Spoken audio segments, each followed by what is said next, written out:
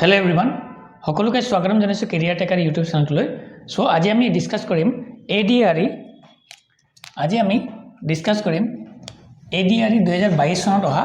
প্ৰিভিয়াস ইয়াৰ question যোনটো হয় paper 1 আৰু ইয়াত আমি ডিসকাস কৰিম ম্যাথছৰ কোৱেশ্চন। ম্যাথছৰ যোৱাবাৰ আহিছিলে 25টা কোৱেশ্চন, কেৱল মাত্ৰ ম্যাথছৰ পৰা আহিছিলে 25টা কোৱেশ্চন। সো ম্যাথছটো বহুত ইম্পৰ্টেন্ট হৈ পৰে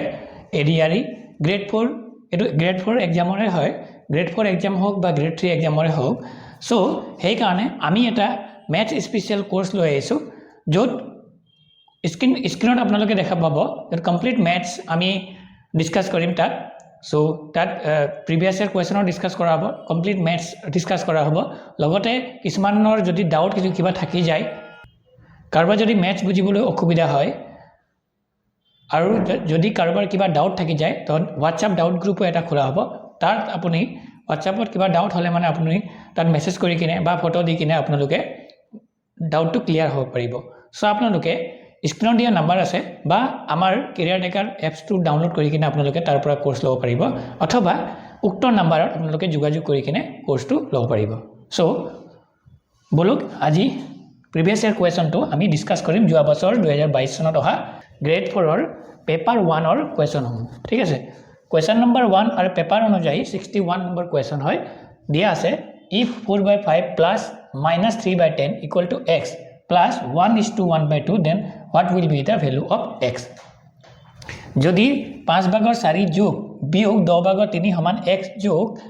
1 সমষ্টি 2/1 তেন্তে x ৰ মান কিমান হ'ব? গতিকে এইটো সিম্পলিফিকেশনৰ হয়, গতিকে এইটো সিম্পল হয়। সো আৰু ম্যাথ স্পেশাল কোৰ্সটো 10 জানুৱাৰীৰ পৰা ষ্টাৰ্ট হ'ব। সো আপোনালোকে 9 জানুৱাৰীলৈকে 699 रुपीस গ্ৰেড 3 কাৰণে ইভাগে কোৰ্সৰ ফিসটো হৈছে 999 টকা। আমি এটা অফাৰ দিছো, স্পেশাল অফাৰ এটা দিছো, কাৰণ আমি প্ৰথমবাৰ কোৰ্সটো লঞ্চ কৰিছো। সো সেই কাৰণে গ্ৰেড 4 ৰ কাৰণে আপুনি 999 নহয় 499 रुपीस ল'ব পাৰিব, আৰু গ্ৰেড 3 কাৰণে 999 নহয় 699 रुपीस ল'ব পাৰিব। আৰু এইটো অফাৰটো কেৱল 9 জানুৱাৰীলৈকে এভেইলেবল হ'ব। সো আপোনালোকে যিমান সোনকালে পাৰে আপোনালোকে কোৰ্সটো ল'ব আৰু এই ভিডিওটো আপোনালোকে শেয়াৰ কৰি দিব। ঠিক আছে, সো এতিয়া ডিসকাস কৰিম কোৱেশ্চন নম্বৰ 1। কোৱেশ্চন নম্বৰ 1 টো দিয়া আছে, কি দিয়া আছে 4/5।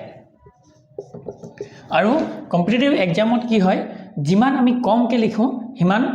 সুবিধা হ'ব, মানে স্পিড হ'ব। স্পিডটো মেইনটেইন কৰে কম্পিটিটিভ এক্সাম বুলি ক'লে, মানে কম্পিট কৰিব লাগিব, অৰ্থাৎ এখোজ হলেও বেলেগতকৈ আগবাঢ়িব লাগিব। সো সেই কাৰণে আমি কি কৰিম, যিমান পাৰো স্টেপটো কম লিখিব বিচাৰিব লাগিব। ঠিক আছে, যেনেকৈ ইয়াত প্লাস আৰু মাইনাস আছে, তো প্লাসে মাইনাসে মাইনাস হয়। যদি কিছুমানে নাজানে তো ইয়াত মই লিখি দিছো প্লাসে মাইনাসে মাইনাস হয়, মাইনাসে প্লাসেও মাইনাস হয়, প্লাসে প্লাসে প্লাস হয়, আকৌ মাইনাসে মাইনাসে কি হয় প্লাস হয়। এই মাইনাস প্লাসটো আৰু কি হয়, ডাঙৰ সংখ্যাৰ লগত, মানে ডাঙৰ সংখ্যাৰ আগত কি চিন ব্যৱহৃত হৈছে সেইটো হ'ব। তো য'ত তেনেকুৱা ধৰণৰ কোৱেশ্চন আহিব তাত মই শিকাই দিম। ঠিক আছে, সেটো প্লাসে মাইনাসে কি যাব মাইনাস, অৰ্থাৎ -3/10 হৈ যাব। এইটো একে দেখিম, আৰু এইটো মিশ্ৰ ভগ্নাংক হয়, মিক্স ফ্ৰেকশন হয়। গতিকে ইয়াক কেনে কৰিব লাগিব চাই লওক। এই 2 আৰু 1 টো কি কৰিব লাগিব, পূৰণ কৰিব লাগিব। 2 × 2, তো যিমান পোৱা যায় এই ওপৰত, মানে এইটো কি হয় লব আৰু হৰ, তো লবৰ লগত যোগ কৰিব লাগিব। 1 আছে যেহেতু, তো 2 × 2 2 × 1 3, তো এইটো কিমান হৈ যাব 3/2 হৈ যাব। সো আশা কৰিছো বুজি পাইছে আপোনালোকে। এতিয়া কি কৰিম, এতিয়া ইয়াত 5 আছে, ইয়াত 10 আছে, তো দুইটা বেলেগ বেলেগ হলে মানে কি কৰিব লাগিব, আমি লসাগু ল'ব লাগিব। ইংলিছত কোৱা হ'ব এলচিএম। এলচিএম কাৰ ল'ব লাগিব, 5 আৰু 10ৰ। তো 5 আৰু 10ৰ এলচিএম ল'ব লাগিব। আশা কৰিছো আপোনালোকে এলচিএম জানে, যদি নাজানে আকৌ শিকাই দিম, নেক্সট কোৱেশ্চনত শিকাই দিম, অলপ ডাঙৰ কোৱেশ্চন আহিলে মানে। ঠিক আছে, তো ইয়াত লসাগু হৈ যাব 10। মানে লসাগু মানে এনেকুৱা সিস্টেম হ'ব লাগিব যাতে 5ৰে এই লসাগু মানে তলত থকা হৰটোক হৰণ যাব লাগিব। 5ৰে ইয়াক কি কৰিম, হৰণ কৰিম, মানে 5 কিমান গুণ 10। ঠিক আছে, 5ৰে হৰণ কৰা মানে এইটো হৰণ কৰা মানে 5 কিমান গুণ 10, 2 গুণ 10, তো 2 বাৰ যাব। তো সেই 2টো আকৌ এই 4ৰ লগত কি হৈ যাব, মাল্টিপ্লাই হৈ যাব, মাইনাস আকৌ 10ৰে ইয়াক কিমান বাৰ যাব, 1 বাৰ যাব, 10 × 10 ইনটু এই 3ৰ লগত মাল্টিপ্লাই। ঠিক আছে, x + 3/2। সো নেক্সট এতিয়া চাওঁ, 2 × 4 = 8 হৈ যাব, 1 × 3 = 3 ডিভাইডেড বাই 10 ইকুৱেল টু এইটো x + 3/2 হ'ব। ঠিক আছে, সো এতিয়া কি হ'ব, 8ৰ পৰা 3 গ'লে 5 হৈ যাব, 5/10 ইকুৱেল টু, এতিয়া ইকুৱেল টু নিলিখিম, বাৰে বাৰে ইকুৱেল টু নিলিখিম মানে এইটোৱে নিলিখিম এই 3/2 টো এইফালে আহিব 3/2 টো এইফালে আহিলে মানে কি হৈ যাব যেহেতু ইয়াৰ প্লাছ আছে তো সমান চিহ্নৰ এইফালে আহিলে মানে মাইনাছ হৈ যাব সেইটো জানে আপোনালোকে ইকুৱেল টু x হৈ গ'ল আকৌ ইয়াক কাটিব পাৰিম আমি 5 × 5 5 × 10 হৈ গ'ল এতিয়া কি হ'ব 2 2 একে হৈ যাব একে হ'লে মানে একেবাৰে ইজি একে হৈ যাব লখাগু 2 হ'ব মানে ওপৰত ডাইৰেক্টলি মাইনাছ কৰিব পাৰিম 1 - 3 1 - 3 তো 1 - 3 টো কি হৈ যাব এই ইয়াত দেখাই দিছো 1 - 3 এটা সব ইয়াৰ আগত প্লাছ চিন আছে তো প্লাছে মাইনাছে মাইনাছ বাট আমি ক'ব লাগিব যে মুখেৰে কৰিব লাগিব বিয়োগ ঠিক আছে তো বিয়োগটো হলে ডাঙৰ সংখ্যাৰ পৰা বিয়োগ হয় মানে 3 ৰ পৰা 1 গলে কিমান হৈ যাব 2 এতিয়া নেক্সট স্টেপটো চাব লাগিব 1 ডাঙৰ নে ডাঙৰ 3 ডাঙৰ তো 3 ডাঙৰ হয় তো 3 ৰ আগত কি চিন আছে মাইনাছ চিন আছে সো গতিকে ইয়াত মাইনাছ হ'ব তো এইটোৱে কথা কৈছিলো যে প্লাছে মাইনাছে মাইনাছ হয় বাট কোড ডিপেন্ড কৰে ডাঙৰ সংখ্যাটোৰ ওপৰত লগত ডিপেন্ড কৰে আনসাৰটো যোনটো আনসাৰ ৰিজাল্টটো ওলাব হেতু মানে ডাঙৰ সংখ্যাৰ আগত যি চিন আছে সেই চিনটোৱে বহিব ঠিক আছে -2 তো সেইকাৰণে ইয়াত কি হৈ যাব -2 তো ইকুৱেল টু এটো x হৈ গল তো 2 কিমান গুণ 2 হয় 2 এগুণে 2 তো ইয়াৰ কি হৈ গল -1 ইকুৱেল টু x তো ইয়াৰ শুদ্ধ আনসাৰটো হৈ গল x equal to -1 so option দিয়া আছিল মই স্ক্ৰিনত কোৱেশ্চনটো দি দিম অপচনৰ হৈতে সো অপচন ইয়াৰ অপচনটো হৈছে অপচন নম্বৰ সি এই 1 নম্বৰ কোৱেশ্চন বা পেপাৰৰ according 61 নম্বৰ কোৱেশ্চনৰ আনসাৰটো হৈছে অপচন নম্বৰ সি -1 সো আশা কৰিছো আপোনালোকে বুজি পাৰিছে স্ক্ৰিনশ্বট এটা ল'ব পাৰিব এতিয়া আমি নেক্সট কোৱেশ্চন ডিসকাস কৰিম 2 নম্বৰ কোৱেশ্চন হয় দা কোৱেশ্চন নম্বৰ 2 দিয়া আছে the circumferential length of a circle of radius 7 cm is used to construct a square ঠিক আছে the length of the side of the square is তো পাইৰ মানটো 22/7 লবলৈ কৈছে 7 cm ব্যাসাৰ্ধৰ বৃত্তৰ পৰিধিৰ দৈৰ্ঘ্যৰ সহায়ত বৰ্গ নিৰ্মাণ কৰা হয় তো যোনটো বৃত্ত এটা দিয়া আছে কোৱেশ্চন নম্বৰ 2 ঠিক আছে 7 cm ব্যাসাৰ্ধৰ বৃত্তৰ পৰিধি তো ব্যাসাৰ্ধ দিয়া আছে তো ব্যাসাৰ্ধ r for radius ব্যাসাৰ্ধ হয় তো ব্যাসাৰ্ধৰ মানটো কিমান দিয়া আছে 7 cm তো বৃত্ত এটাৰ পৰিধি গতিকে বৃত্তৰ পৰিধিৰ সূত্ৰটো কি হ'ব 2πr হয় বৃত্তৰ পৰিধি এটো সাৰ্কামফাৰেন্স হয় এটো কি হয় অসমীয়া বৃত্তৰ পৰিধি দিয়া আছে আৰু আমি জানো যে বৃত্তৰ পৰিধি হয় 2πr r ৰ ভ্যালুটো দিয়া আছে তো ইয়াৰ পৰা আমি কি কৰিম আৰু পাইৰ মানটো হয় 22/7 ইনটু r ৰ ভ্যালুটো দিয়া আছে 7 ঠিক আছে তো তলৰ 7 আৰু ওপৰ 7 কটাকটি যাব ঠিক আছে আৰু 2 আৰু 22 পূৰণ কৰিলে কিমান হ'ব 2 22 গুণ 44 44 cm ওলাই গল সাৰ্কামফাৰেন্স অফ সাৰ্কেল ঠিক আছে তো এই পৰিধি ইউজ কৰি এটা কি বনাবলৈ কৈছে বৰ্গ বনাবলৈ কৈছে ঠিক আছে বৰ্গ মানে কি চাৰিও বাহু সমান বা কাষ সমান ঠিক আছে তো বৰ্গৰ পৰিধিটো কিমান হ'ব যদি l এটা বাহুৰ দৈৰ্ঘ্য বুলি ধৰা হয় যেহেতু চাৰিওটা বাহু সমান তো চাৰিওটা বাহু কি হৈ যাব l হৈ যাব তো আৰু পৰিধি কেনেকৈ কৰা হয় ইয়াৰ হিমাবোৰ মানে যোগ কৰিব লাগিব অৰ্থাৎ l + l + l + l কিমান হৈ যাব 4l হেতুৱে সূত্ৰ হয় বৰ্গৰ পৰিধিৰ সূত্ৰটো 4l হয় আৰু কোনটো পৰিধি ইউজ কৰি কিনে বুলি কৈছে এই বৃত্তৰ পৰিধি ইউজ কৰি কিনে সেই কাৰণে 4l = 44 হৈ যাব ঠিক আছে সো এতিয়া কি কৰিম l ৰ মান উলিয়াবলৈ হলে এই 44 টো যেটো ওপৰৰ সংখ্যা ওপৰতে লিখি দিম আৰু এই 4 টো এফালে আহিলে মানে 4 টো তলত আহি যাব ঠিক আছে মানে সমান চিহ্নৰ এফালে আহিলে হয় একচুয়ালি এটো এনেকুৱা হয় 4 টো l ৰ লগত পূৰণ হৈ থাকিলে যদি সমান চিহ্নৰ এইফালে আহে তো এইটো 44 ৰ লগত কি হৈ থাকিব হৰণ হৈ থাকিব একচুয়ালি হেতু হয় কিন্তু আমি বুজিবৰ কাৰণে কি কৰিম এই 4 টো তললৈ আহিব এনেকৈ ক'ব পাৰিম ঠিক আছে সো এতিয়া কি কৰি দিম এই 4 ৰে 44 কাটিম কিমান বাৰ যাব 4 11 44 ঠিক আছে তো ইয়াৰ পৰা কি পালো l ৰ মান পালো অৰ্থাৎ বাহুৰ এটা কাখৰ মান পালো 11 cm বা বাহুৰ মান পালো 11 cm ঠিক আছে so according to questioner option মতে option number b হয় ইয়াৰ শুদ্ধ আনসাৰ ঠিক আছে option number b একেবাৰে ইজি হয় এটা বৃত্তৰ পৰিধি দিয়া আছে সেই পৰিধিৰ পৰা কি কৰিলে এটা বৰ্গ বনোৱা হ'ল তো সেই বৰ্গৰ বাহুটো উলিয়াবলৈ কৈছিলে তো l = 11 cm একেবাৰে ইজি হয় সো আপোনালোকে আশা কৰিছে আপোনালোকে বুজি পাইছে এবাৰ স্ক্ৰিনশ্বট আপোনালোকে ল'ব পাৰিব ঠিক আছে সো এতিয়া আমি নেক্সট কোৱেশ্চনটো ডিসকাস কৰিম কোৱেশ্চন নম্বৰ 3 কোৱেশ্চনটো চাওঁ প্ৰথমে the HCF and LCM of two numbers are 2 to the power 5 and 2 to the power 5 into 7 cube ইয়াক into বুলিও ক'ব পাৰিম বা 2 to the power 5 7 cube বুলিও ক'ব পাৰিম respectively if one of the two number is 2 to the power 7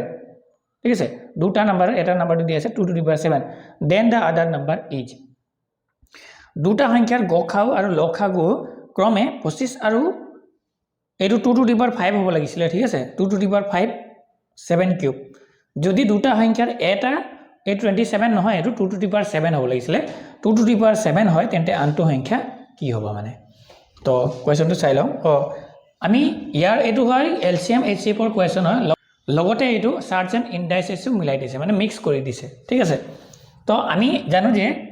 এটো এটা সূত্ৰ আপোনালোকে মনত থব এলসিএম আৰু এইচসিএফ ৰ কাৰণে LCM into HCF equal to first number এনো মানে নাম্বার মাল্টিপ্লাই সেকেন্ড নাম্বার ঠিক আছে যেটো দুটা নাম্বার থাকিব LCM into HF equal to first number into second number এই সূত্ৰটো মনত থব একেবাৰে ইজি হয় অকল সূত্ৰটো প্ৰয়োগ কৰিলে আনসাৰটো ওলাই যাব ঠিক আছে সো এলসিএম আমাক কিমান দিয়া আছিল প্ৰথমে যেহেতু এইচএফ বুলি কোৱা আছে তো এইচএফ ৰ মান হয় 2 to the power 5 ঠিক আছে এটো চাৰ্জ এণ্ড ইনডাইসেসৰ কোৱেশ্চন হয় যেতিয়া চাৰ্জ এণ্ড ইনডাইসেস বুজাও তেতিয়া আপোনালোকে গম পাই যাব ঠিক আছে তথাপিও ইয়াত অলপ শিকাই দিম আৰু এটা আছে আৰু কি দিছে এলসিএম টো দিছে 2 to the power 5 2 to the power 5 into 7 cube into লিখিব পাৰিম আমি 7 cube equal to তো দুটা নম্বৰৰ দুটা সংখ্যাৰ ভিতৰত এটা সংখ্যাটো দি দিছে কিমান 2 to the power 7 যিকোনো ফাৰ্স্ট নম্বৰ বা সেকেন্ড নম্বৰ যিকোনো লব পাৰিব সো এতিয়া আমি উলিয়াম সেকেন্ড নম্বৰটো উলিয়াম ঠিক আছে সেকেন্ড নম্বৰটো আমি উলিয়াম এইটো এটা চাই লওক কি হ'ব এটা চাওক চাৰ্জ এণ্ড ইনডাইসেসত এইটো হয় যদি ঠিক আছে ভূমি বুলি কোৱা হয় যেনেকৈ এ যেনিবা ভূমি হয় এ কিউব ইয়াক কোৱা হয় পাৱাৰ ঠিক আছে ইয়াক কোৱা হয় পাৱাৰ ইয়াক কোৱা হয় বেস ঠিক আছে অসমীয়াত ঘাট বুলি কোৱা হয় ইয়াক কোৱা হয় ভূমি ঠিক আছে তো যদি ভূমিটো একে হয় ঠিক আছে যেনিবা a cube a to the power m বুলি লৈ লওঁ ঠিক আছে যদি যেনিবা a to the power m into a to the power n হয় ঠিক আছে যদি a to the power m into a to the power n মানে পাৱাৰটো বেলেগ বেলেগ হয় তেতিয়া কি হৈ যাব যদি মাল্টিপ্লাই হয় তেতিয়া পাৱাৰটো কি হৈ যাব যোগ হৈ যাব ঠিক আছে পাৱাৰটো যোগ হৈ যাব অৰ্থাৎ a to the power m plus n লিখিব পাৰিম সো এটা আপোনালোকে মনত থব ঠিক আছে সো সেই কাৰণে চাই লওক ইয়াত 2 আছে ইয়াতো 2 আছে অৰ্থাৎ ভূমিটো একে হয় অৰ্থাৎ কি হয় বেসটো একে হয় তো এটো টু দি পাৱাৰ 5 আৰু টু দি পাৱাৰ 5 ইয়াতো একেই ঘাত আছে একো নাই তো এটো কি হৈ যাব যোগ হৈ যাব 2 to the power 5 plus 5 হৈ যাব ঠিক আছে ইনটু 7 কিউব ইকুয়াল টু এটো একে লিখি দিম ঠিক আছে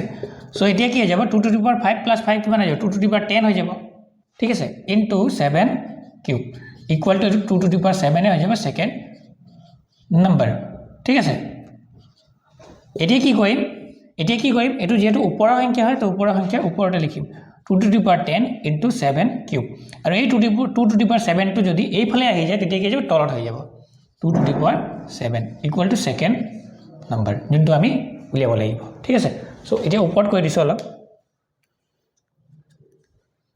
আৰু এটা কথা আপোনালোকে মনত থব যে এইটো যেহেতু ক'লো যে যদি বেস একে থাকে তেতিয়া কি হয় পাৱাৰটো যোগ হৈ যায় ঠিক আছে যদি বেস একে থাকে a to the power m আৰু হৰণ হৈ যায় a to the power n মানে এনেকা টাইপৰ এনেকৈ লিখিব পাৰিম a to the power m divided by a to the power n যদি বেসটো একে হয় আৰু হৰণ হয় তেতিয়া কি হৈ যাব হৰণ হলে মানে বিয়োগ ঠিক আছে a to the power m minus n এনেকৈ হৈ যাব মানে বিয়োগ কৰিব লাগিব ঠিক আছে সো এই দুটা মনত থৈ দিব এটো চাৰ্জ এণ্ড ইনডাইসেসৰে হয় সো এই দুটা মনত থৈ দিব ঠিক আছে আৰু ইভাগেও পূৰণ মানে যোগ কৰা হয় আৰু হৰণ মানে বিয়োগ কৰা হয় হেতু জানে আপোনালোকে সম্ভৱ সো এতিয়া চাই লওক 2 to the power এতিয়া চক এটো 2 আছে তো ইয়াতো 2 আছে অৰ্থাৎ বেসটো একে হয় তো 2 to the power 10 আছে ইয়াত 2 to the power 7 আছে গতিকে হৰণটো আমি ডাইৰেক্ট হৰণ কৰিব নালাগে যে a to the power m minus n মানে যদি যোনটো ডাঙৰ হয় এটো ওপৰত লিখিম ঠিক আছে ওপৰটো ডাঙৰ হৈ যাব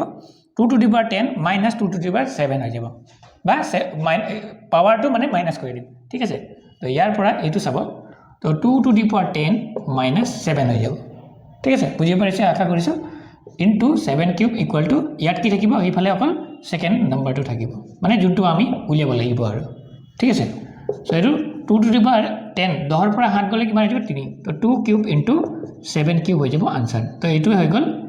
आंसर ঠিক আছে এটো হৈ গল কি answer 2 to the power 2 cube into 7 cube ঠিক আছে 3 থাকিলে মানে কিউব বুলি কোৱা হয় 2 কিউব ইনটু 7 কিউব তো অপচনৰ একৰ্ডিং yes অপচন নম্বৰ এ হৈছে আনসাৰ ইয়াৰ 2 কিউব ইনটু 7 কিউব হৈছে ইয়াৰ আনসাৰ ইনটু বাই ইনটু নিদিলে হ'ব 2 কিউব 7 কিউব হৈ যাব ইয়াৰ আনসাৰ সো স্ক্ৰিনশ্বট এটা ল'ব পাৰিব আপোনালোকে আৰু আশা কৰিছো আপোনালোকে বুজি পাৰিছে চাৰ্জ এণ্ড ইনডাইসেছৰ এই দুটা মনত থব সূত্ৰটো ঠিক আছে যদি একে বেস থাকে বা ভূমি থাকে তো পাৱাৰটো যোগ হৈ যাব যদি পূৰণ হৈছে যদি বেস একে থাকে আৰু যদি হৰণ হৈছে তেতিয়া কি হ'ব পাৱাৰটো মাইনাস হৈ যাব ঠিক আছে সো এতিয়া নেক্সট কোৱেশ্চন আমি ডিসকাস কৰিম question number 4 if root over 1296 equal to x square হয় then the value of x will be যদি root over 1296 equal to x square হয় তেন্তে x ৰ মান উলিওৱা গতিকে এইটো হয় স্কয়াৰ ৰুট হয় বৰ্গমূলৰ কোৱেশ্চন হয় সো কিমান দিয়া আছে ৰুট ওভাৰৰ ভিতৰত দিয়া আছে 1296 equal to x square x two square দিছে মনত থব ঠিক আছে তো স্কয়াৰ ৰুট মানে কি হয় মই বুজাই দিছো অলপ ঠিক আছে স্কয়াৰৰ ভিতৰত যদি একেটা সংখ্যা দুটা সোমাই থাকে ঠিক আছে সিম্পল ল্যাঙ্গুৱেজত কৈ দিছো একেটা সংখ্যা দুটা সোমাই থাকে ঠিক আছে তেতিয়া এটা সংখ্যা পূৰ্ণ সংখ্যা ৰূপে ওলাই আহিব ঠিক আছে অৰ্থাৎ যেনিবা √4 তো এনে ধৰণে নাথাকে যে একেটা সংখ্যা এনেকে পূৰণ কৰি কিনে নিদিয়ে ঠিক আছে আমি তাক ব্ৰেক কৰিব লাগিব ঠিক আছে যেনেকে 4 টো আমি কেনেকে পাম 2 * 2 কৰি কিনে পাম নাই জানো তো স্কয়াৰ ৰুট অফ 4 মানে 2 হৈ যাব ঠিক আছে আশা কৰিছো বুজি পাইছে সো এতিয়া 1296 ক এনেকে আমি ব্ৰেক কৰিব লাগিব ঠিক আছে এতিয়া 1296 ক আমি ব্ৰেক কৰিম ঠিক আছে কেনেকে ব্ৰেক কৰিম চাই লওক আমি সদায় মৌলিক সংখ্যা লব লাগিব মৌলিক সংখ্যা আশা কৰি আপোনালোকে বুজি পায় 2 3 5 7 এইবোৰ সংখ্যা মৌলিক সংখ্যা বুলি কোৱা হয় তো 2 এৰে প্ৰথমে কৰি পাম একেবাৰে সৰু সংখ্যাৰে 2 6 গুণ 12 2 4 গুণ 8 আছিল 9 তো 9 পাই 1 উকলি যাব 16 হৈ যাব 2 8 গুণ 16 তেনেকে 2 3 গুণ 6 2 2 গুণ 4 2 4 গুণ 8 ঠিক তেনেকে 2 16 32 2 গুণ 4 ঠিক তেনেকে 2 8 গুণ 16 2 গুণ 2 তো 81 আই গল তো 81 ক তো 2 এৰে না যাব গতিকে 3 ৰে 3 2 গুণ 6 আছিল 8 8 পৰা 6 গলে 2 2 টো 1 ৰ আগত বহাই দিলে 21 তো 3 7 গুণ 21 আকৌ 3 9 গুণ 27 আকৌ 3 3 গুণ 9 তো আমি পেয়াৰ হিচাপে চাব লাগিব জোড়া হিচাপে এইটো এজোৰ এইটো এজোৰ এইটো এজোৰ এইটো এজোৰ কাৰণ জোড়া হিচাপে থাকিলে মানে এটা সংখ্যা পূৰ্ণ সংখ্যা ৰূপে ওলাই আহিব সো আমি কি পালো ৰুট ওভাৰৰ ভিতৰত এইটো এজোৰ পালো মানে 2 জোৰ পালো ঠিক আছে তিনিও 2 জোৰ পালো তো এজোৰ 2 জোৰ ইকুয়াল টু x স্কয়াৰ আছে ঠিক আছে তো ইয়াৰ পৰা কি হ'ব চাই লওক এইটো এজোৰ দুটা 2 ৰ পৰা এটা 2 আমি পাম ঠিক আছে এইটো এজোৰ 2 ৰ পৰা এটা 2 পাম ঠিক আছে এইটো এজোৰ 3 ৰ পৰা এটা 3 ওলাই আহিব এইটো এজোৰ 3 ৰ পৰা এটা 3 ওলাই আহিব আকৌ এফালে আছে x স্কয়াৰ এইটো মনত থব আকৌ কি কৰিম ইয়াকো স্কয়াৰ ৰুট লৈ লম ঠিক আছে যদি আকৌ ইয়াটো স্কয়াৰ ৰুট লৈ লম আকৌ স্টেপটো নিলিখো মই ইয়াৰ ওপৰতে কৰি দেখুৱাই দিছো ঠিক আছে এনেকে স্কয়াৰ ৰুট ললে মানে এনেকুৱা হৈ যাব দুইটাতে দুই পক্ষে আমি কি কৰিলো স্কয়াৰ ৰুট লৈ গলো কাৰণ আমাকটো উলিয়াব লাগিব x ৰ ভ্যালু সেই কাৰণে ঠিক আছে তো এইটো এজোৰ 2 ৰ পৰা এটা 2 ওলাব এইটো এজোৰ 3 ৰ পৰা এটা 3 ওলাব আৰু এইটো কেনেকে হয় x * x হয় তো এইটো ভিতৰত হ'ব স্কয়াৰ ৰুটৰ ভিতৰত তো এটা x ওলাব তো ইয়াৰ পৰা কি হ'ব 2 3 গুণ 6 = x তো x ৰ ভ্যালু কিমান ওলাই যাব 6 তো এইটো হৈছে আনসাৰটো সো আশা কৰিছো বুজি পাৰিছে আৰু একৰ্ডিং টু কোৱেশ্চন অপচন হ'ব অপচন নম্বৰ বি ঠিক আছে বি নম্বৰটো হৈ যাব শুদ্ধ আনসাৰ তো স্ক্ৰিনশ্বট এটা ল'ব পাৰিব আপোনালোকে সো আশা কৰিছো আপোনালোকে বুজি পাৰিছে সো এনে ধৰণে আমি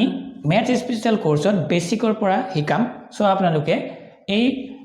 গ্ৰেড 3 বা গ্ৰেড 4 ৰ কাৰণে যদি আপোনালোকে প্ৰিপাৰেচন কৰি আছে তেন্তে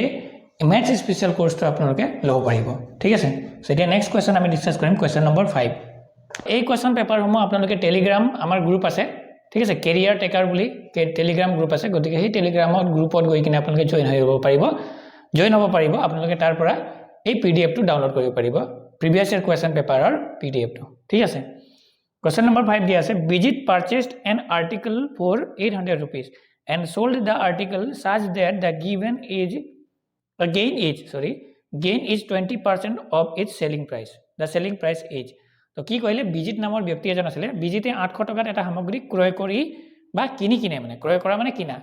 ক্ৰয় কৰি সেই সামগ্ৰীটো এনেদৰে বিক্ৰী কৰিলে যাতে লাভ ইয়াৰ বিক্ৰী মূল্যৰ 20% হয় ঠিক আছে তো বিক্ৰী মূল্য কিমান তো ইয়াক এতিয়া এই কোৱেশ্চনটোক যদি আমি বেসিকত কৰিবলৈ যাওঁ বহুত সময় লাগি যাব ঠিক আছে তো সেই কাৰণে মই শৰ্ট ট্ৰিকত কৰাম কাৰণ বেসিকত প্ৰায় মানুহে প্ৰায় ইউটিউবাৰে কৰি আছে তো মই এতিয়া শৰ্ট ট্ৰিকত আপোনালোকক বুজাই দিম ঠিক আছে ইয়াত কোৱা হৈছে যে বিক্ৰী মূল্যৰ 20% লাভ হৈছে মানে তো 20% এতিয়া শতাংশ মানে প্ৰথমে বুজিব লাগিব আমি পাৰ্চেন্টেজ ঠিক আছে শতাংশ মানে পাৰ্চেন্টেজ এটো পাৰ্চেন্ট মানে প্ৰফিট এণ্ড লছৰ কোৱেশ্চন হয় এটো ঠিক আছে এটো কি হয় প্ৰফিট এণ্ড লছৰ কোৱেশ্চন হয় ঠিক আছে তো পাৰ্চেন্টেজ বুলি ক'লে মানে পাৰ্চেন্ট মানে এটো চিনটো নহয় জানো পাৰ্চেন্ট মানে পাৰ মানে প্ৰতি হয় আৰু চেন্ট মানে শতক মানে এখত কিমান হয় ঠিক আছে তো যেনেকে 1% লিখা হয় 1% বুলি ক'লে এখৰ 1 টকাত 1 টকা মানে তেনেকুৱা ধৰণৰ হয় তো ইয়াত দিয়া আছে 20% ঠিক আছে তো ইভাগে 20% ৰ ভ্যালু হয় 1/5 ভ্যালুটো মনত থব লাগিব ফ্ৰেকশন ভ্যালু ঠিক আছে তো কেনেকৈ হয় এতিয়া দেখুৱাই দিছো আপোনালোকক 20% মানে কি হ'ব এখৰ ভিতৰত 20 নহয় জানো 0 0 কেনসেল হ'ব 2 গুণে 2 2 5 গুণ 10 তো এইটোৱে হৈ গল 1/5 ঠিক আছে ফ্ৰেকশন ভ্যালুটো তো এনেকৈ ধৰণৰ কোৱেশ্চন আহিলে মানে কি হয় 20% লাভ কি বুলি কৈছে প্ৰফিটৰ মানে বিক্ৰী মূল্যৰ ওপৰত বুলি কৈছে তো বিক্ৰী মূল্য হ'ব লাগিব তো এইটো কি হৈ যাব ইয়াৰ কাৰণে এসপি হৈ যাব এসপি ফৰ সেলিং প্ৰাইস ঠিক আছে এসপি মানে সেলিং প্ৰাইস বিক্ৰী মূল্য হৈ যাব ঠিক আছে তো এইটো হৈ যাব কি লাভ প্ৰফিট হৈ যাব ঠিক আছে এইটো কি হৈ যাব লাভ আৰু এইটো হৈ যাব বিক্ৰী মূল্য ওকে আৰু প্ৰফিট এণ্ড লছত আপোনালোকে কি মনত থব লাগিব চাই লওক প্ৰফিট এণ্ড লছ কাৰ ওপৰত গণনা কৰা হয় সিপি মানে কষ্ট প্ৰাইস তাৰপিছত এসপি মানে সেলিং প্ৰাইস ঠিক আছে তাৰ পিছত প্ৰফিট এণ্ড লছ হৈ যাব প্ৰফিট এণ্ড লছ প্ৰফিট বা লছ হৈ যাব ঠিক আছে তো ইয়াৰ পৰা আমি কি পালো এইটো সেলিং প্ৰাইসৰ ওপৰত এইবোৰ জানিলে মানে সিপি আৰু এসপি জানিলে মানে আমি প্ৰফিট যিকোনো কোৱেশ্চনৰ প্ৰফিট বা লছ আমি উলিয়াই দিব পাৰিম ঠিক আছে সো যেহেতু 20% লাভটো প্ৰফিটৰ ওপৰত ক্যালকুলেশন কৰা হয় এনেকা টাইপৰ কোৱেশ্চন এইটো টাইপ ওয়াইজ আছে সো প্ৰফিট কিমান পাৰ্সেন্ট হয় বলে 20% তো প্ৰফিট মানে তেন্তে তলৰটো কি হ'ব লাগিব সেলিং প্ৰাইস হ'ব লাগিব ঠিক আছে মানে 5 টকাত বিকি কিনে তাৰ 1 টকা লাভ হ'ল যিকোনো বস্তু যেনিবা এইটো মাৰ্কাৰ পেনে যেনিবা মই 5 টকাত বিকিলে 1 টকা লাভ হয় তো কিনা মূল্যটো কি হ'ব কেই টকাত কিনিছিলো 1 টকা লাভ হলে মানে আমি কি কৰিব লাগিব বিয়োগ কৰি দিব লাগিব অৰ্থাৎ ইয়াৰ পৰা আমি সিপি কি উলিয়াম সিপি মানে কষ্ট প্ৰাইস ঠিক আছে এটো লিখা আছে ইয়াত কষ্ট প্ৰাইস তো কষ্ট প্ৰাইসটো কি হ'ব 5 - 1 হৈ যাব বিয়োগ কৰি দিব লাগিব ঠিক আছে তো 5 ৰ পৰা 1 গলে 4 ঠিক আছে এইটো হৈ গল সিপি হেইটো কি কৈছিলে বিক্ৰী মূল্যৰ ওপৰত ই গণনা কৰি আছিল যে 20% লাভ হ'ল বুলি ঠিক আছে সো এতিয়া হি তাৰ কিনা মূল্যটো কিমান হৈ গল 4 টকা মানে 4 টকাত কিনি কিনে হি 5 টকাত বিক্ৰী কৰিলে তেতিয়া তাৰ লাভ কিমান টকা হ'ল 1 টকা এটো আৰু এনেকুৱা হয় 5 ৰ 20% 1 হয় এনেক ধৰণে ক'ব পাৰি তো ইয়াত আমাক কি দিছে ভিজিট পাৰচেজ এন আৰ্টিকল এটি পাৰচেজড আৰ্টিকল তো সিপি টো দিয়া আছিল 800 টকা সিপি টো কিমান দিয়া আছিল 800 টকা তো 800 টকাটো সিপি কিমান দিয়া আছিল 800 টকা ঠিক আছে 800 টকা তো সিপি মানে 4 টকা ঠিক আছে এটো ফ্ৰেকশনৰ একৰ্ডিং 4 টকা হয় কিন্তু একৰ্ডিং টু কোৱেশ্চন কিমান হয় 800 টকা তো এই 4 ইউনিটৰ ভ্যালুটোৱে হয় কিমান 800 ঠিক আছে তো 1 ইউনিটৰ ভ্যালু কেনেকৈ উলিয়াম ইউনিটাৰী মেথড মানে যেনিবা 4 কেজি চাউলৰ দাম 800 টকা হলে 1 কেজি চাউলৰ দাম বুলি ক'লে কি কৰিব লাগিব 4 হৰণ কৰিব লাগিব তাক হেতুৱে হয় ইউনিটাৰী মেথড ঠিক আছে 4 হৰণ কৰি দিম তো 4 2 গুণ 8 মানে 200 টকা হৈ যাব 1 ইউনিটৰ বা 1 কেজি চাউলৰ দাম কিমান হৈ যাব 200 টকা হৈ যাব ঠিক আছে তো আমাক হেতু কোৱা নাই দা সেলিং প্ৰাইস ইজ আমাক কি উলিয়াব লাগে সেলিং প্ৰাইস ইজ তো কেই টকাত বিকিছিলে হি 5 টকাত বিকিছিলে তো সেই 5 ৰ ভ্যালুটো উলিয়াই দিলে আমাৰ আনসাৰটো ওলাই যাব তো 5 ৰ ভ্যালুটো উলিয়াই দিম 5 ইউনিট যেনিবা ইউনিট বুলি এনে ধৰি লৈছো আৰু ঠিক আছে তো 5 ইউনিটৰ ভ্যালু কিমান আছে 5 * 200 তো 5 2 গুণ কিমান হ'ব 10 হ'ব 10 হল না তাৰপিছত দুটা জিৰো মানে 1000 টকা ঠিক আছে 1000 টকা অৰ্থাৎ according to question কিমান হয় অপচন নম্বৰ ডি rupees 1000 এইটো হৈ যাব ইয়াৰ আনসাৰ আশা কৰিছোঁ আপোনালোকে বুজি পাৰিছে আকবাৰ বুজাই দিছোঁ এইটো সঠিকত হয় গতিকে সঠিকটো আপোনালোকৰ পটককেনে এডেপ্ট হ'ব নোৱাৰে বা আপোনালোকৰ হেবিটৰ হ'ব নোৱাৰে সো সেইটো ভয় নাখাব যে সঠিকটো বুজা নাই ঠিক আছে প্ৰথমে অলপ চলপ কৰি লওক এবাৰ দুবাৰ নিজে প্ৰেক্টিছ কৰক তাৰপিছত নিজে হেবিটত আহিব 20% ভ্যালু হয় 1/5 20% কেলে ললো কাৰণ ইয়াত কোৱেশ্যনত দিয়া আছে যে বিক্ৰী মূল্যৰ ওপৰত তাৰ 20% লাভ হয় বুলি ঠিক আছে সেই কাৰণে তো বিক্ৰী মূল্যৰ ওপৰত বুলি ক'লে মানে 1/5 ফ্ৰেকশনটো হয় তো তলৰটো হ'ব লাগিব সেলিং প্ৰাইস ঠিক আছে যদি ইনে লাভ অকল অনলি লাভ বুলি লিখা হলে তেতিয়া কষ্ট প্ৰাইসৰ ওপৰত হ'ব লাভ বা লোকসান কাৰ ওপৰত হয় কষ্ট প্ৰাইসৰ ওপৰত কিনা মূল্যৰ ওপৰত লাভ বা লোকসান হয় ঠিক আছে তো যেহেতু ইয়াত বিক্ৰী মূল্যৰ ওপৰত বুলি কৈছে সেই কাৰণে সিপি হল এসপি হল ঠিক আছে যদি অকল লাভ বা লোকসান হল বুলি ক'লে মানে হেতু সিপি হলহেতেন কিনা মূল্য হলহেতেন তো এসপি সেলিং প্ৰাইস হয় তাৰছত লাভ কিমান হল 1 টকা ঠিক আছে তো 1 টকা 5 টকাত বিক্ৰী কৰি তাৰ যদি 1 টকা লাভ হয় তেন্তে তা কিনা মূল্যটো কিমান হ'ব 5 ৰ পৰা 1 বিয়োগ কৰি দিম 4 টকা হ'ব ঠিক আছে তো তাৰ পাছত একৰ্ডিং টু কোৱেশ্যন কি হয় 800 টকাত হি কিনিছিলে কিন্তু আমাৰ মতে মানে এটো ৰেশিও মতে ঠিক আছে ৰেশিও এন্ড প্ৰপৰচনৰ মানে ৰেশিওৰ পৰা আমি কোৱেশ্যনটো সলভ কৰিব পাৰিম তো ৰেশিও মতে আমাৰ 4 টকা ওলাইছে কিন্তু একৰ্ডিং টু কোৱেশ্যন 800 টকাত হি কিনিছিলে তো সেই 4 টকাৰ ভ্যালুটোৱে 800 টকা তো 1 টকাৰ তেন্তে 1 টকাৰ ভ্যালুটো কিমান হ'ব 200 টকা তো 5 টকা যেহেতু হি 5 টকাত বিকিছিলে তো সেই 5 টকাৰ মূল্যটো উলিয়াই দিলো 1000 টকা সো আশা কৰিছো বুজিব পাৰিছে আপোনালোকে সো ইমান টানো নহয় ম্যাথছটো সো স্ক্ৰিনশ্বট এটা ল'ব পাৰিব ঠিক আছে সো নেক্সট কোৱেশ্যন এতিয়া ডিসকাস কৰিম A sheet of paper of thickness of 0.5 millimeter is repeatedly folded to fill up a gap of size 1.28 cm. The required number of folds each. ঠিক আছে এটো 1.28 হ'ব নালাগিছিল এটো 12.8 cm হ'ব লাগিছিল এটো কোৱেশ্যনটো ভুল হৈছে ঠিক আছে 12.8 cm হলে কোৱেশ্যনটো আনসাৰ ওলাব ঠিক আছে সো 0.5 মিলিমিটাৰ ডাঠ কাগজ এখন বাৰে বাৰে ভাঁজ কৰি 12.8 সেন্টিমিটাৰ এনেকৈ পঢ়িব 12.8 সেন্টিমিটাৰ প্ৰয়োজনীয় ভাঁজৰ সংখ্যা হল ঠিক আছে সো কোৱেশ্যনটো দিয়া আছে যে 12.8 সেন্টিমিটাৰৰ 0.5 মিলিমিটাৰ যদি ডাঠ কাগজ এখন বাৰে বাৰে ভাঁজ কৰিলে মানে কিমান বাৰ ভাঁজ হ'ব মানে ভাঁজৰ সংখ্যাটো উলিয়াবলৈ কৈছে ঠিক আছে তো পেপাৰটো কি দিয়া আছে পেপাৰৰ থিকনেসটো পেপাৰ থিকনেস ঠিক আছে কিমান ডাঠ বুলি কৈছে 0.5 মিলিমিটাৰ প্ৰথমে কি কৰিব 12.8 সেন্টিমিটাৰটো 12.8 সেন্টিমিটাৰটো মিলিমিটাৰলৈ ল'ব লাগিব যেহেতু আমি জানো যে 1 centimetre equal to 10 1 centimetre equal to 10 millimetre হয় ঠিক আছে এই জানিব লাগিব আমি 1 সেন্টিমিটাৰ ইকুয়াল টু 10 মিলিমিটাৰ হয় তো 12.8 সেন্টিমিটাৰটো কি যাব 12.8 * 10 মাল্টিপ্লাই হ'ব তেতিয়া মিলিমিটাৰলৈ আহিব ঠিক আছে তো যদি এনেকে একৰ পিছত এটা শূন্য দিয়া থাকে তেন্তে এই পইণ্টটো এইফালে যাবগে ঠিক আছে অৰ্থাৎ 128 মিলিমিটাৰ হৈ যাব 12.8 সেন্টিমিটাৰটো 128 মিলিমিটাৰ হৈ যাব ঠিক আছে আৰু ইয়াত কি দি আছে গেপটো দিয়া আছে গেপটো কিমান 128 মিলিমিটাৰ দিয়া আছে ঠিক আছে আফটাৰ ফাৰ্স্ট ফোল্ড ঠিক আছে আফটাৰ ফাৰ্স্ট ফোল্ড মানে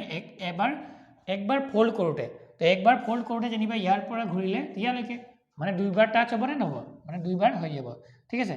তো এটো কি হ'ব 0.5 মিলিমিটাৰ ইনটু 2 মাল্টিপ্লাই হৈ যাব কেলে এই 2 টো কেলে দুবাৰ এনেকে হ'ব মানে দুইবাৰ ফোল্ড হ'ব ইয়াৰ পৰা এনেকে ঘূৰি কিনে আকৌ ইয়ালে আহিব না তো দুইবাৰ সেই কাৰণ 2 ৰে মাল্টিপ্লাই কৰিছো ঠিক আছে তো ইয়াৰ পৰা 2 5 গুণ 10 মানে 1.0 অৰ্থাৎ 1 মিলিমিটাৰ হ'ব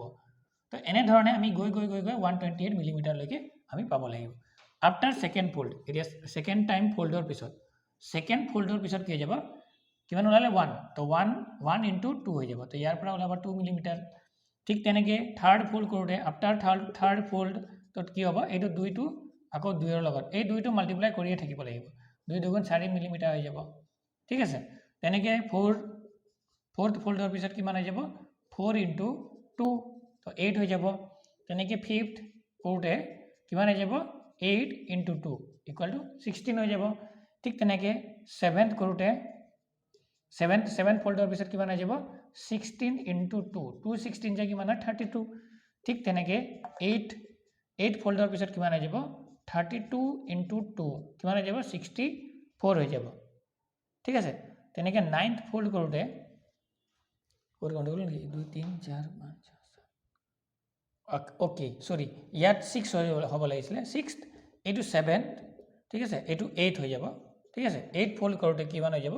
64 into 2 তো 2 4 যা 8 আৰু 2 6 যা 12 128 মিলিমিটাৰ হৈ যাব ঠিক আছে তো 128 তো কিমান ফ'ল্ড কৰিব লাগিব 8 বাৰ তো 8 বাৰ ফ'ল্ড কৰিব লাগিব এইটো হৈ গ'ল বেসিকত ঠিক আছে যদি ইয়াক আমি কৰিবলৈ যাওঁ শৰ্টত কৰিবলৈ যাওঁ যদি আমি কেনেকৈ হ'ব চাই লওঁ 2 to the power m m2 হৈ গ'ল ফ'ল্ড ঠিক আছে আৰু ইনটু কিমান হৈ যাব 0.5 ইকুয়াল টু কিমান হৈ যাব 128 মিলিমিটাৰ টু গ্যাপটো হৈ গ'ল তো আমি কি কৰিম এই 2 to the power m টো ইয়াত লিখিম ইকুয়াল টু 128 ওপৰ হৈ যাব আৰু 0.5 টো তলত হৈ যাব ঠিক আছে সো এতিয়া কি কৰিম এই পইণ্টটো আঁতৰাবলৈ হ'লে আমি 10 ৰে মাল্টিপ্লাই কৰিব লাগিব ইয়াটো 10 ইয়াটো 10 ঠিক আছে তো পইণ্টত কৰি গ'লে মানে কিমান হৈ যাব 128 ওপৰ 5 টো তলত হৈ যাব ঠিক আছে সো এতিয়া ইয়াৰ 5 ৰে ইয়া কাটিম और 0 এটা আহিব ঠিক আছে উপৰ 0 এটা আহিব তো 5 ৰে ইয়া কাটি দিম 5 2 গুণ 10 5 2 গুণ 10 হৈ গ'ল না তো 28 হৈ গ'ল এইফালে 5 5 গুণ 25 আকৌ এইফালে 30 হৈ গ'ল 5 6 গুণ 30 256 তো এতিয়া 256 ক আমি এই দুইৰ ঘাটত একৰ্ডিং লিখিব লাগিব ঠিক আছে সো এতিয়া কি হ'ব 2 to the power m equal to 2 to the power কিমান হ'ব এতিয়া 256 ক এনেকৈ ব্ৰেক কৰক 2 12 24 16 হৈ যাব 2 8 গুণ 16 2 6 গুণ 12 2 4 গুণ 8 2 32 আৰু 2 16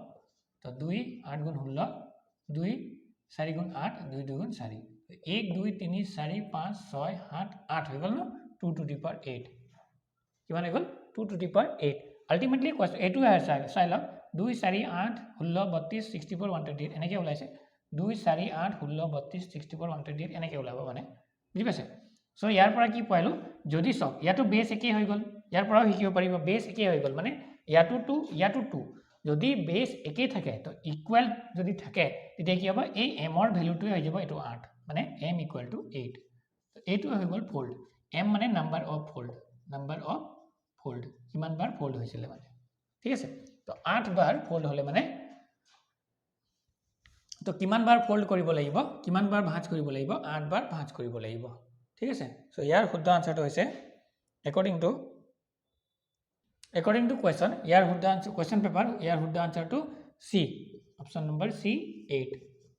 So, আশা কৰিছো আপোনালোকে বুজি পাইছে। So, এতিয়া আমি চাও next question number 7. ঠিক আছে। Question number 7 আৰু according to question paper, question number 67. Question number 67 দিয়া আছে, a rectangle has 15 cm as its length and 150 cm square as its area. If the area is increased to 1:1/3 times the original area by increasing its length only, the new perimeter will be. অসমত চাই লওক এটা আয়তক্ষেত্ৰ দৈৰ্ঘ্য 15 centimetre আৰু ক্ষেত্ৰফল 150 centimetre যদি কেৱল ইয়াৰ দৈৰ্ঘ্য বৃদ্ধি কৰি মূল ক্ষেত্ৰৰ এক সমষ্টি 3 ভাগৰ 1 গুণলৈ বৃদ্ধি কৰা হয় তেন্তে নতুন পৰিধি কি হ'ব কোৱেশ্চন কি দিয়া আছে এটা আয়তক্ষেত্ৰ দিয়া আছে ঠিক আছে এটা আয়ত ক্ষেত্ৰ দিয়া আছে এটো হৈ গ'ল আয়ত এটো হৈ গ'ল আয়ত এই আয়ত ক্ষেত্ৰৰ কিমান দিয়া আছে 15 সেন্টিমিটাৰ লেন্থটো দিয়া আছে কিমান এটো লেন্থ হয় 15 সেন্টিমিটাৰ এইফালে 15 হলে মানে ওপৰটো 15 সেন্টিমিটাৰই হ'ব একে হ'ব আয়তৰ বিপৰীত বাহুবোৰ সমান আৰু 150 সেন্টিমিটাৰ স্কয়াৰ ইয়াৰ কি দিয়া আছে এৰিয়া দিয়া আছে 150 সেন্টিমিটাৰ ইয়াৰ কি দিয়া আছে এৰিয়া দিয়া আছে ঠিক আছে যদি এৰিয়াটো ইনক্ৰিজ কৰা হয় 1:1/3 টাইমছ যদি ক্ষেত্ৰফলটো যদি এক সমষ্টি 3 ভাগৰ 1 গুণলৈ যদি বৃদ্ধি কৰা হয় তেন্তে নতুন পৰিধিটো ইয়াৰ পৰিধিটো উলিয়াবলৈ কৈছে মানে নতুন পৰিধিটো উলিয়াবলৈ কোৱা হৈছে ঠিক আছে সো এতিয়া এৰিয়া এতিয়া ৰেক্টেঙ্গুলাৰ ঠিক আছে আয়তৰ এৰিয়া কিমান হয় আয়তৰ কালি বা এৰিয়া ঠিক আছে আয়তৰ কালিটো কিমান হয় কালিৰ সূত্ৰটো হৈ গ'ল L * B ঠিক আছে তো কালিটো দিয়া আছে যেহেতু কিমান দিয়া আছে 150 সেন্টিমিটার তো 150 লিখিম আৰু লেন্থটো দিয়া আছে কিমান দিয়া আছে 15 তো ইয়াৰ কিন্তু ব্ৰেডটো দিয়া নাই মানে প্ৰস্থটো দিয়া নাই কি দিয়া নাই প্ৰস্থটো দিয়া নাই তো প্ৰস্থটো আমি b বুলি ধৰি লম ঠিক আছে তো ইয়াৰ পৰা আমি b ৰ ভ্যালুটো উলিয়াম তো b ৰ ভ্যালুটো উলিয়াবলৈ কি হয় 150 টো ওপৰ আহিগে যেহেতু তো 15 ৰ তললৈ আহিব ইকুয়াল টু b তো 15 10 গুণ 150 হয় তো ইয়াৰ পৰা আমি b টো কিমান পাই গলো 10 সেন্টিমিটাৰ ইয়াৰ পৰা আমি b টো কিমান পাই গলো 10 সেন্টিমিটাৰ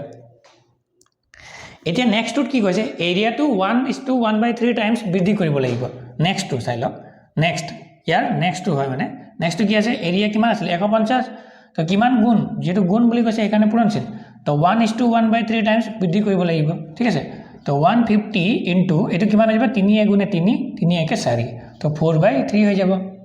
ঠিক আছে তো 3 কিমান হৈ গল 3 50 3 5 গুণ 15 অৰ্থাৎ 50 তো 50 4 গুণ কিমান হৈ যাব 200 অৰ্থাৎ কিমান বহাব লাগিব 200 বহাব লাগিব কিমান বহাব লাগিব 200 বহাব লাগিব তো সেই 200 বহাটোৰ কি উলিয়াবলৈ কৈছে তো এতিয়া আমি এৰিয়াটো আমাৰ কিমান নিউ এৰিয়াটো কিমান ওলাই গল এতিয়া চাই লওক এতিয়া নিউ এৰিয়াটো কিমান ওলালে এফাল লিখি দিছো নিউ এৰিয়া ওলালে কিমান আমাৰ নিউ এৰিয়াটো ওলাই গল 200 ঠিক আছে নিউ এৰিয়াটো তো এৰিয়াৰ ভ্যালুটো সূত্ৰটো কিমান হয় L * B কিমান আহিব 200 তো এতিয়া যেটো B টো আমি উলিয়াইছো কিমান 10 সেমি তো 10 টো ইয়াত পাতি দিম ইকুৱেল টু 200 তো ইয়াৰ পৰা L ৰ ভ্যালুটো কিমান ওলাই যাব এটো 00 এনেকে ওপৰৰ উপৰেও কাটিব পাৰি ঠিক আছে তো L ৰ ভ্যালুটো ওলাই যাব 20 সেমি তো এতিয়া নিউ লেন্থটো হৈ গল এটো নিউ লেন্থ হয় ঠিক আছে লেন্থ মানে দিক নতুন দিকটো ওলাই গল 20 সেমি তো এতিয়া আমি কি উলিয়াব লাগিব দা নিউ পেৰিমিটাৰ উইল বি তো নিউ পেৰিমিটাৰটো উলিয়াব লাগিব এতিয়া আয়তৰ পৰিসীমাটো কি হৈ যাব আয়তৰ পৰিসীমাটো কেনেকৈ হ'ব চাই লওক নিউ এৰিয়া নিউ পেৰিমিটাৰ ঠিক আছে অসমীয়াত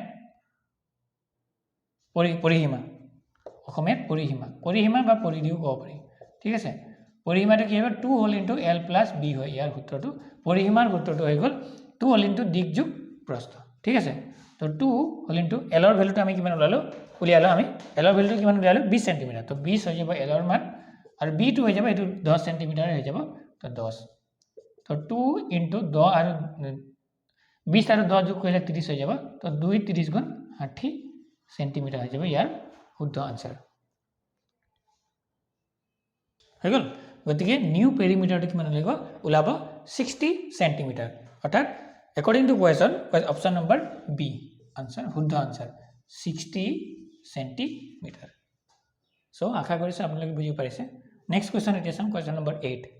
কোৱেশ্চন নম্বৰ 68 দিয়া আছে একেবাৰে ইজি হয় তো which of the following is a factor of the polynomial x² - x - 2 equal তো তলৰ কোনটো বহুপদ x² x - 2 ৰ গুণক হয় গুণক মানে পূৰণফল ঠিক আছে সো পলিনোমিয়াল কি দিয়া আছে x² - x - 2 যদি এনেকে ইকুৱেল টু 0 থকা হলে তাক ইকুৱেশন কলে হেতেন ঠিক আছে ইকুৱেল টু 0 দিয়া নাই হেকাৰণে পলিনোমিয়াল আৰু পলিনোমিয়াল চেপ্টাৰ আপোনালোকে ক্লাস 9 ত পাব সো চাই লওক যদিও নাজানে তথাপি ইয়াত মই শিকাই দিছো ঠিক আছে আৰু ইয়াত আমি এটা কথা জানিব লাগিব ইয়াত কিছুমান কথা জানিব লাগিব যেনেকে x² যোনটো ইয়াত থাকিব ইয়াক কোৱা হয় চলক হহক ঠিক আছে ইয়াক কি কোৱা হ'ব হহক বুলি কোৱা হ'ব আৰু যোনটো ইয়াক কোৱা হ'ব ধ্ৰুৱক পদ ঠিক আছে ধ্ৰুৱক পদ বুলি কোৱা হ'ব আৰু ইয়াৰ যোনটো x² আগত যোন থাকিব এটো হহক বা x ৰ আগত যোনটো থাকিব হেতু হহক ঠিক আছে হেতু পিছত শিকি লম বাৰু হেকাৰণে আপোনালোকে মেথছ স্পেশাল কোৰ্সত জয়েন হওক তাত আপোনালোকে এইবোৰ শিকিব পাৰিব ঠিক আছে সো এতিয়া চাই লওক যেটো ইয়াৰ হহকটো কি হ'ব 1 হ'ব তো 1 আৰু ধ্ৰুৱক পদটো সদায় পূৰণ কৰি ল'ব 1 * 2 = 2 ঠিক আছে সো ইয়াকে কোৱা হয় মিডল টাৰ্ম স্প্লিট মানে এই মিডল টাৰ্মটো এটো ফাৰ্স্ট হয় এটো লাস্ট হয় নহয় জানো ইয়াকে কোৱা হয় মিডল টাৰ্ম ইংলিশত কোৱা হয় মিডল টাৰ্ম স্প্লিট ঠিক আছে তো ইয়াক এতিয়া আমি ভাঙিব লাগিব এনে ধৰণে ভাঙিব লাগিব ইয়াৰ হহক কিমান এতিয়া ইয়াৰ হহকো 1 হয় ঠিক আছে তো এনে ধৰণে ভাঙিব লাগিব এই দুয়ক যাতে যোগ বা বিয়োগ কৰোতে ইয়াৰ থকা সংখ্যাটো ওলাই যায় যেটো ইয়াত 1 আছে গতিকে 1 উলিয়াব লাগিব আৰু পূৰণ কৰিলে সেই সংখ্যাটো ওলাব ঠিক আছে তো 2 ৰ পৰা 1 গলে মানে কিমান হয় 1 তো এটো হৈ যাব সো চাই লওক এটো x² মাইনাস এই মাইনাসটো এনেকে থৈ দিম আৰু লাষ্টত এই x টো থাকিবই ঠিক আছে তো 2 - 1 2 ৰ পৰা 1 গলে 1 মানে চাই লওক এই ইকুৱেল টু কেলে দিয়া হয় মানে ইয়াৰ ইকুৱেল টু এটো হয় বা এনেকে ওপৰ এনেকে উল্টা ফালৰ পৰা গলেও এই ইকুৱেল টু এটোৱে হয় ঠিক আছে তো 2 ৰ পৰা 1 গলে 1 হ'ব -2 এই প্ৰথমটো আৰু লাষ্টৰটো একেই থাকিব ঠিক আছে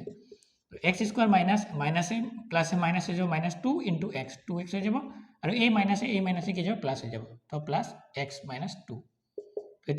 এতিয়া নেক্সটটো কি কৰিম নেক্সট স্টেপটো চাই লওক নেক্সট স্টেপটো কি হ'ব এইটো আৰু এইটো দুইটাৰ কমন ল'ব লাগিব আৰু এইটো আৰু এইটোৰ কমন ল'ব লাগিব ঠিক আছে এতিয়া কি হ'ব সব ইয়াতো x আছে কিন্তু ইয়াত সংখ্যা নাই তো x টো কমন হৈ যাব ঠিক আছে মানে ইয়াৰ পৰাও x ললো ইয়াৰ পৰাও x ললো ইয়াৰ ওচৰত দুটা x আছিল দুটা x মানে এটো এনেকুৱা x * x পাৱাৰটো 1 1 হৈ আছে নহয় জানো ধৰণে কি শিকাইছিলো যদি বেছটো একেই থাকে তেতিয়া কি হৈ যায় পূৰণ কৰিলে মানে বেছটো পাৱাৰটো কি হৈ যায় যোগ হৈ যায় m + n ঠিক তেনেকৈ এইটো x 1 + 1 = 2 এনেকৈ হৈছে মানে বুজি পাইছে তো ইয়াৰ পৰা x টো এটা ললো তো ইয়াত থাকিব এটা x থাকিব আৰু ইয়াৰ পৰা x টো লৈ ললো ন তো ইয়াত থাকিব 2 বুজি পাইছে আপোনালোকে সম্ভৱ এতিয়া চাওক ইয়াত x আছে ইয়াত কিন্তু x নাই ইয়াত সংখ্যা 2 আছে ইয়াতো সংখ্যা আছে কেনেকৈ আছে ইয়াত 1 আছে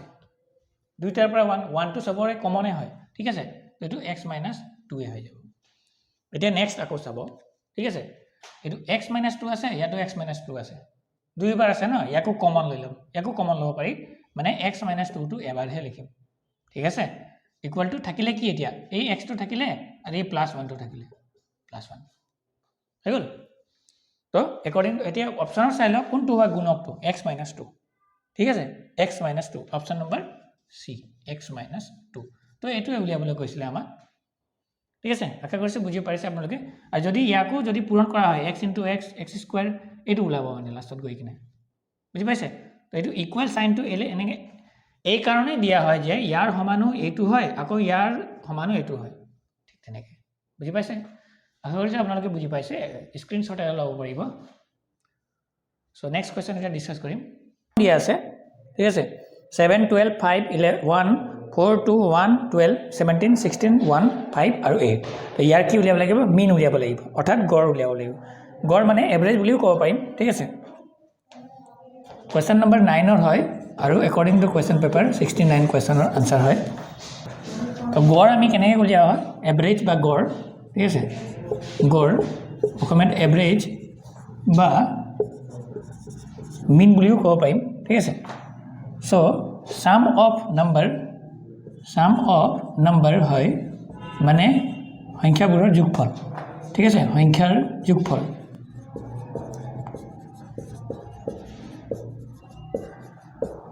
সংখ্যাৰ যোগফল ডিভাইডেড বাই টোটাল নাম্বাৰ অৰ্থাৎ মুঠ সংখ্যা কিমান দিয়া আছে হল মুঠ সংখ্যা কিমান দিয়া আছে সো সংখ্যাবোৰৰ যোগফল কৰি লম কি দিয়া আছিল চাই লওক 7 + 12 + 5 + 1 + 4 2 1 4 + 2 + 1 +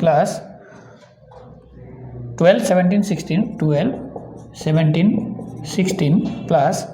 1 5 8 1 + 5 + 8 ডিভাইডেড বাই কিমান হ'ব টোটাল সংখ্যা কিমান দিয়া আছে 1 2 3 4 5 6 7 8 9 10 11 12 13টা দিয়া আছে তো ডিভাইডেড বাই 13 হ'ব ঠিক আছে সংখ্যাবোৰৰ যোগফল যোনটো সংখ্যাবোৰ দিয়া আছে আৰু কিমানটা সংখ্যা আছে তলত টোটাল নাম্বাৰ ঠিক আছে তো এইটো যোগ কৰাৰো আপোনালোকৰ এটা চ্যালেঞ্জ হয় গতিকে আপোনালোকে এনেকৈ যোগ কৰি ল'ব 7 12 কিমান হৈ যাব 19 19 আৰু 5 কিমান হৈ যাব 24 25 29 হৈ যাব 31 32 34 44 44 7 কিমান হৈ যাব 51 61 61 6 কিমান হৈ যাব 67 77 78 78 5 কিমান হৈ যাব 83 83 + 8 কিমান হৈ যাব 91 তো 91 হৈ যাব 91/13 তো এনে ধৰণে আপোনালোকে যোগ কৰিব এনেকৈ মুখৰে যোগ কৰিবলৈ চেষ্টা কৰিব আঙুলি অভ্যাসটো এৰিব আৰু এনেকৈ ডাইৰেক্ট এনেকৈ লিখিবও নালাগে থিয়কে এনেকৈ লিখিব নালাগে এনে ধৰণে আপোনালোকে যোগ কৰিবলৈ চেষ্টা কৰিব ঠিক আছে তো 13 কিমান যা 91 হয় 13 7 যা 91 তো ইয়াৰ আনসাৰটো হৈ যাব 7 তো according to question option number A হৈ যাব ইয়াৰ আনসাৰ ঠিক আছে 7 সো এইটো একো ডাঙৰ কথা নহয় এইটো অকল প্লাস কৰাহে হয় ডিভাইডেড বাই 13 কৰা হয় তো খালি যোগ কৰাটো আপোনালোকে এটা চ্যালেঞ্জ হৈ থাকিব মানে কিমান সোনকালে আপোনালোকে যোগ কৰিব পাৰিব ঠিক আছে সো এতিয়া নেক্সট কোৱেশ্চন আমি ডিসকাস কৰিম কোৱেশ্চনটো দিয়া আছে the number that replaces the question mark in the equation 0.003 divided by এটো কোৱেশ্চন মাৰ্ক দিয়া আছে ইকুৱেল টু 0.3 এটো সিম্পলিফিকেশনে হয় একেবাৰে ইজি হয় এটো তো কেনেকৈ দিয়া আছে চাই লওক কেনেকৈ দিয়া আছে 0.003 divided by question mark equal to কিমান দিয়া আছে 0.3 তো এটো কেনে ধৰণে হ'ব যেনিবা 0.003 divided by এটো যেনিবা question mark equal to 0.3 তো এইটো আপোনালোকে কেনেকৈ কৰিব চাই লওক এই 0.3 টো ইয়ালে আনিলাম আৰু যোনটো প্ৰশ্নবোধক বা আমাক উলিয়াবলগীয়াটো হেফালে থৈ দিম ঠিক আছে তো কেনেকৈ হৈ যাব 0.003 divided by 0.3 হয় equal to question mark বা যিকোনো এটা x বুলিও ধৰিব পাৰি আপোনালোকে x ঠিক আছে সো এতিয়া চাই লওক এইটো পইণ্টৰ একো কৰিব নালাগে এই তিনিয়ে কাটিলে মানে 1 হৈ যাব নহয় জানো সেকেন্ড ওকে এই তিনি কাটিলে পইণ্ট একবাৰ যাব নহয় জানো তিনিবা পইণ্ট নাই বুলি ভাবি লওক ঠিক আছে তো একবাৰ যাব ঠিক আছে একবাৰ যাব 3 1 গুণে 3 হৈ যাব ঠিক আছে তো এতিয়া কি হ'ল এই সব এই তিনি সংখ্যাটো মানে এটা সংখ্যাৰ আগত পইণ্ট আছে নহয় জানো তো এটা সংখ্যাৰ আগত যদি পইণ্ট হৈ যায় এতিয়া এটা 0 লগাটো এই পইণ্টটো মানে ইয়ালৈ যাবগে বুজি পাইছে আশা কৰিছো বুজি পাইছে আপোনালোকে তো ইয়াৰ ভ্যালুটো কি যাব x ভ্যালুটো হৈ যাব 0.03 ঠিক আছে যদিও বুজা নাই তথাপি বুজাই দিছো চাই লওক ঠিক আছে আমি এনে ধৰণে লিখিব পাৰিম 3 * 0.001 এনেকেও লিখিব পাৰিম 3 * 0.001 এনেকে লিখিব পাৰিম আৰু তলটো কি লিখিব পাৰিম 3 * 0.1 লিখিব পাৰিম ঠিক আছে যেহেতু আমি তলৰ পইণ্টটো আঁতৰাব লাগে নহয় জানো তো এটা সংখ্যাৰ আগত পইণ্ট আছে তো 1 লিখাৰ পিছত এটা শূন্য বহাই দিম তলত দহেৰে পূৰণ কৰিলে মানে ওপৰটো দহেৰে পূৰণ কৰিব লাগিব ঠিক আছে তো এইটো 0.1 টো আঁতৰি যাব 0.1 টো আঁতৰি যাব মানে এনেকে 1.0 হৈ যাব তো 1 টো আগলৈ আহিব তো 1 3 গুণটো 3 হৈ যাব নহয় জানো এইফালে x আছে 1 3 গুণটো 3 হৈ যাব ইয়াত এইটো 3 ওপৰত আছে আৰু এতিয়া এই 10 টো পূৰণ কৰাৰ লগে লগে এই পইণ্টটো কি যাব ইয়াৰ স্থানৰ পৰা এটা শূন্যৰ আগলৈ আহি যাব মানে 0.01 হৈ যাব তো 3 3 কেনসেল হৈ যাব এতিয়া x ৰ মান কিমান হৈ যাব 0.01 হৈ যাব এইটো 3 নহয় এইটো 1 হ'ব লাগিছিল ঠিক আছে 0.01 হৈ যাব তো অপচন নম্বৰ কোনটো হ'ব 0.01 অপচন নম্বৰ A তো অপচন নম্বৰ A টো হৈছে ইয়াৰ শুদ্ধ আনসাৰ ঠিক আছে সো যেহেতু ভিডিওটো বহুত দীঘল হৈ যাব সেই কাৰণে আমি কোৱেশ্চন 10 লৈকে আজি ডিসকাস কৰিছো ঠিক আছে সো নেক্সট পাৰ্টত আকৌ 15টা আৰু 15টা কোৱেশ্চন আমি ডিসকাস কৰিম তেতিয়া পেপাৰ 1 টো আমাৰ শেষ হৈ যাব সো আপোনালোকে ক'ব যে কেনেকুৱা লাগিলে কমেন্ট বক্সত জনাব যদি কিবা বুজিবলৈ অসুবিধা হয় তেন্তে কমেন্ট বক্সত জনাব নেক্সট ভিডিওত ডিসকাস কৰিম সো যদি আপোনালোকে ভিডিওটো চাই কিনে ভাল পাইছে তেন্তে কৰি দিব লাইক আৰু যদি চেনেলটো নতুন হয় তেন্তে চেনেলটো কৰি দিব সাবস্ক্ৰাইব আৰু আপোনালোকে যদি গ্ৰেড 3 গ্ৰেড 4 আৰু আসাম পুলিচৰ SI AB UB ৰ কাৰণে আপোনালোকে যদি প্ৰিপাৰেচন কৰি আছে তেন্তে মেথছ স্পেশাল কোৰ্সটো আপোনালোকে ল'ব নাপাৰিব কাৰণ আমি 10 জানুৱাৰীৰ পৰা ক্লাছ ষ্টাৰ্ট কৰিম এনে ধৰণে ইংলিশ আৰু আসামিজ দুইটা ল্যাঙ্গুৱেজতে সিস্টেমেটিক ক্লাसेस হ'ব একেবাৰে বেসিক টু শৰ্টকাট লৈকে আমি ডিসকাস কৰিম ইজি টু এক্সপ্লেনেশন ইজি হ'ব সো আপোনালোকে জয়েন কৰিব পাৰিব 499 কেৱল মাত্ৰ 499 रुपीसত আপোনালোকে মেথছ স্পেশাল কোৰ্স ল'ব পাৰিব যদি আপোনালোকে ল'ব বিচাৰে তেন্তে উক্ত নম্বৰত আপোনালোকে ফোন কৰি কিনে বা WhatsApp যোগেদি মেছেজ কৰি কিনে আপোনালোকে তথ্যখিনি ল'ব পাৰিব সো আজি সেশনটো ইমানতে আছিল সো নেক্সট ভিডিওত আপোনালোকক লগ পাম তো আজিলৈ ইমানতে সামৰণি মাৰিছো ধন্যবাদ সকলোকে ধন্যবাদ থাকিল ভিডিওটো সম্পূৰ্ণকৈ চোৱাৰ বাবে সকলোকে ধন্যবাদ থাকিল